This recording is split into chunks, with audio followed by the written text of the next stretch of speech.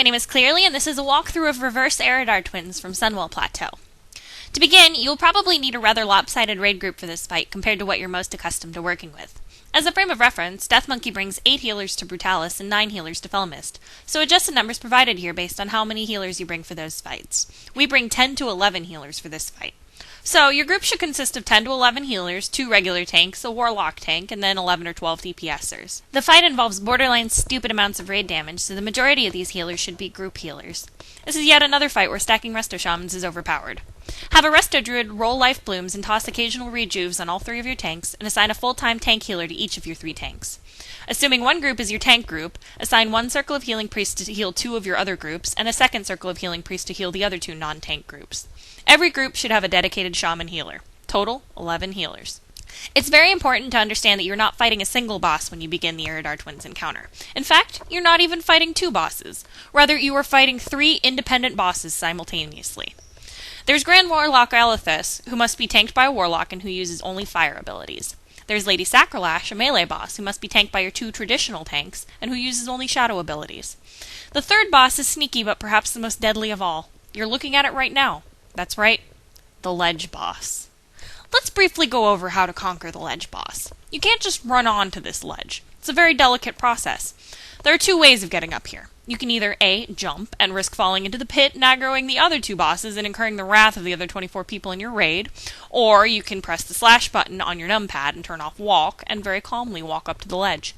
Of the 2, I would strongly recommend the latter. It's very important that you remember to turn off walk in case you have to move suddenly. Otherwise, you can be like Primal Fear and get Conflagrate and casually take a little stroll to about 2 feet away from the raid group before promptly blowing everyone up. At any rate, all of your raid healers and all of your ranged DPS need to practice calmly walking onto the ledge and stacking right next to the pillar at the top of the stairs. The term we use is pillar humping because it's extremely important that everyone be stacked exactly on top of each other and no one be more than an inch away from the pillar. Your raid is stacked like this to hopefully avoid Shadow Furies, which stun the entire upstairs group and are very dangerous. Before you pull the other 2 bosses, you need to ensure that everyone in your raid group has done 2 things. The first is equip a PvP trinket and bind it to something easily accessible. This isn't like Archimon, where you can be like, oh, lol, Doomfires, and contemplate using your trinket for about 5 seconds before you actually do so. Put it somewhere where it's really easy to use. I use a mouse button for it. It's that important.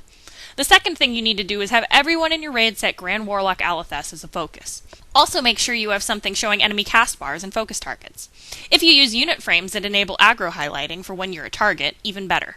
I use Pitbull unit frames and Quartz cast bars for these functions. They're not 100% necessary, as Bigwigs does announce these things, but you'll probably find it a lot easier if you give yourself an extra notifier. Boss positioning. I brought my main tank Brend and our warlock tank Jended to show you positions for downstairs, as the boss positioning is extremely important. Just for the record, Jen tanks this as 0-21-40 without nether protection, and keeps an imp out for extra HP. The warlock tank gets a 3-minute aggro head start at the raid, so stacking hit and damage is a lot less important on this fight than it is on, say, Leotheris, so you have the flexibility to stack pretty much nothing but stamina. Jen wears a mix of stam pieces, PvP pieces, and Mother Shara's gear. Anyway, during the initial pull, she stands here on one of the side ramps. Melee and tanks stand upstairs with the ranged and the healer group. Misdirect your main tank and do a countdown, having a Shadow Bolt cast finish just before your misdirect shots. Main tank jumps downstairs and drags Sacrolash into a position that's as close to the pillar and the warlock position as possible while maintaining LOS for healers. It's important to note that Sacrolash's hitbox is ginormous, and moving her around is not nearly as simple as one would hope. Warlock tank moves down from the ramp and into a position near the edge of the circle. Alethus will cast at you and leave patches of fire on the ground. To deal with this, you move in a small circle while you're tanking her. Searing Pain, move. Searing Pain, move. Oh, and make sure you target the correct mob. Good game. Let's talk about Conflagrate. Conflagrate is the reason you have Alethus set as your focus target. She will target someone from the top 8 or so people on Sacrolash's threat table and begin casting a spell called Conflagrate. Conflagrate is a 3-second long cast that will stun anyone affected by it and do a great deal of damage to them. Your reaction time for it will be what makes or breaks you on this fight. When a ranged is targeted, using this strategy it will pretty much never target a healer. They must immediately run out of the ranged group and over to this corner by the door. When a melee DPS is targeted, they should run away from the melee group to this area over here. When your off-tank is targeted, it's extremely important that both your main tank and all of your melee DPSers get away from him and run over here as quickly as possible, because your off-tank is going to get stunned. It's very important to note that Conflagrate cannot be ice blocked, cloaked, or bubbled. However, if a rogue is targeted, Vanish will work and should be used. Conflagrate stuns you and puts a very large dot on you, which is a large part of why you have your PvP trinket equipped. The other reason is that sometimes, in very unfortunate circumstances, you can have a Conflagrate cast start on you at the same time you get Shadow Fury stunned. If this happens, the correct thing to do is immediately trinket and get away from the group. The incorrect way to handle this situation is to declare a holy jihad on your raid group and jump off the ledge so that Conflagrate hits you in midair, simultaneously killing both your ranged and melee groups. When you get away from the raid group, Conflagrate should be immediately trinketed, removing both the stun and the dot so that you can return to the raid group. If you cannot trinket out of it, ensure that you inform your healers so that you can be spammed appropriately. The bosses unfortunately have a lot of other abilities yet to be addressed. It's important to note that each boss puts debuffs on you that can only be removed by being subject to an ability of the other boss. That is, shadow abilities clear fire debuffs and fire abilities clear shadow debuffs.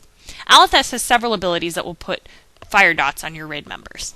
The details are unimportant, and if you're desperate, you can read about them on Boss Killers. Alethess also has an ability called Pyrogenics. Pyrogenics is a buff Alethess places on herself, which increases her fire damage done by 35%. Ideally, you have one of your mages spell steal this buff, but if not, it can be purged. This must be done so immediately to avoid the gibbing of your Warlock tank. Sacrilash's abilities are, of course, shadow-based. She stacks a debuff called Dark Touch, during which healing effects are reduced by 5%. It stacks up to 20 times, or a maximum of 100% healing reduction for 3 minutes. If your tanks begin getting too many stacks of this debuff, they can take a quick jaunt over the flame left on the ground by the Warlock tank's movement to clear the debuff. She also uses Shadow Blades, an attack dealing 2550 to 3450 physical damage. This also applies Dark Strike, dealing 450 shadow damage every 2 seconds, and slowing the target by 10% for 10 seconds, which stacks up to 5 times with a refreshing timer for each new stack. The main ability the raid needs to be concerned with is Shadow Nova, an AoE attack dealing a lot of shadow damage to every player within 10-yard radius of the player it's casted on, which is on a 30-second cooldown. Almost invariably, the spell will be cast upon one of your healers, and it's actually a good thing. It resets all of the fire debuffs for your ranged and your healers.